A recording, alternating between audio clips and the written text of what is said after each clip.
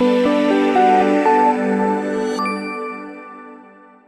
I'd like to thank Gil and Emmett and the organizers for inviting us again. It's always an honor and a privilege to present to this group, and I'm happy to provide an update on Aerpio Pharmaceuticals. So the first slide is the standard disclaimer. Obviously, I will be making forward-looking statements, and those have some risk associated with them, as you all know. Aerpio Pharmaceuticals really has the potential to transform the treatment of diabetic eye disease. We are developing a robust pipeline of first-in-class therapies that activate Tie2 via the novel mechanism of the phosphatase, which I will describe. We do have a small molecule, AKB-9778, that is currently in a Phase IIb clinical trial for non-proliferative diabetic retinopathy. We believe this is the least invasive and potentially most effective way to activate Tie2 for reasons I will delineate.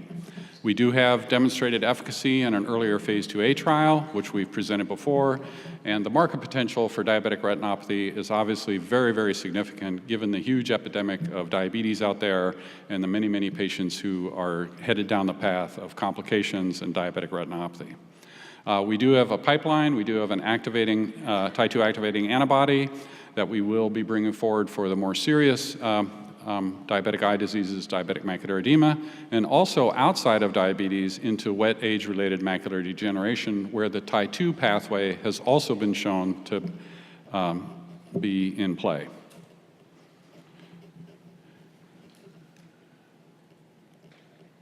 Okay, here we go. The Tie2 pathway has been the subject of quite a bit of research over the past 5 years, and there's now many different publications from different groups that really validate it as a primary pathway to stabilize vasculature and to prevent the problems associated with diabetic vasculopathy.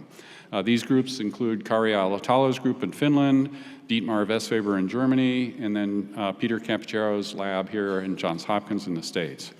So there's been a whole series of publications that really have validated this as an approach.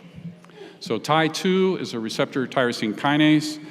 It's uniquely expressed in vascular endothelial cells, and so it's in the vasculature, and it modulates vascular tone and vascular stability. So you want it in the active position. In diabetic vasculature, we know that it's inactivated, and you get paracyte loss, and then you get endothelial cell degeneration, and then these vessels become prone to leak and also to proliferation. So we also know that there's a phosphatase, VE-PTP, that's upregulated in the disease in all the diabetic vasculature, including in the back of the eye. And it is the master switch that turns off Tie2. And when you turn off Tie2, you get the destabilization of the vasculature, as I've already stated. So what did we do at Aerpio Pharmaceuticals? We've invented a compound, AKB-9778, that inhibits the phosphatase. And by inhibiting the inhibitor, you actually activate Tie2. And so we've demonstrated this in cell-based assays and animal models, and we're now showing early efficacy in humans via this pathway. Now, I've added this slide, which I usually don't present, because I believe it's important. There are other companies that are pursuing anti-Ang2 approaches, and we're all very anxious to see that data. However, our approach to activating Tie2 is highly differentiated from the anti-Ang2 approach. These are cell-based assays, and this is Western blots showing activated or phosphorylated Tie2. And you can see in all the lanes where 9778 is present, even in the presence of high Ang1, in the presence of high Ang2, and also in the absence of both, 9778 is able to activate Tie2. So we believe that our approach is likely going to be superior to the anti-Ang2 approaches that are currently being evaluated.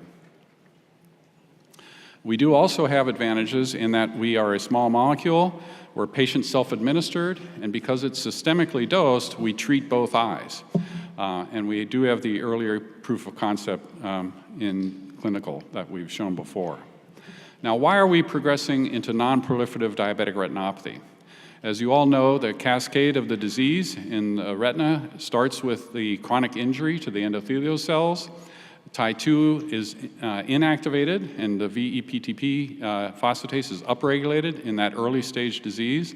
This leads to parasite loss and endothelial cell dysfunction, and this is where we want to start treating with AKB-9778 in the non-proliferative early stage disease. We think this will be of most benefit to the patient, and we can potentially delay further progression down this cascade. We know as you go further down the disease, you get vasoregression, and then you get ischemia, and with the ischemia, you get the upregulation of VEGF.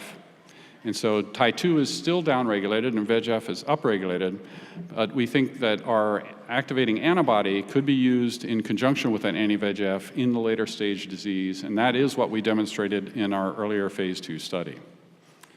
The other reason for going after diabetic retinopathy is the crisis really in diabetes. There's roughly 5 times more patients have diabetic retinopathy than DME. If we could intervene earlier in these patients, this would be of great benefit to the patients and great benefit to cost of healthcare in the United States. So we've shown you this data before, that we do have the potential to treat the earlier stage disease. In a 3-month trial, we demonstrated similar efficacy for influencing the diabetic retinopathy score in both the study eye and the fellow eye. So we've demonstrated that here. We've also done patient surveys, and we've confirmed that patients really do not like intravitreal injections. Roughly 60% of the patients preferred subcutaneous injections daily versus monthly intravitreal injections, which was only 13%. We have the advantages of treating both eyes. We could potentially reduce treatment burden, and we may have benefits in the other vascular beds. And interestingly, in the 3-month study that we ran, our safety profile was very clean, with the non-ocular events being very similar to the Lucentis control, and obviously the ocular events much lower. So we're currently running a Phase IIb study, which will be of 1-year duration. This is already underway and recruiting very nicely. We started in Q2 2017, and it'll report out in Q2 of 2019. These patients will be treated for 1 year, so we are going against the approval endpoint of decrease in diabetic retinopathy score at 1-year duration. Now, just briefly to mention, we do have the antibody, which also activates Tie2, that binds to the extracellular domain, and we'll be bringing forward that into the clinic. And in summary, we are developing a whole array of Tie2 activators, and I'm interested to come back to you at future meetings and tell you other places in the eye where Tie2 may play a role, particularly in the primary outflow canal in the front of the eye as well. So very exciting mechanism, and thank you for your attention.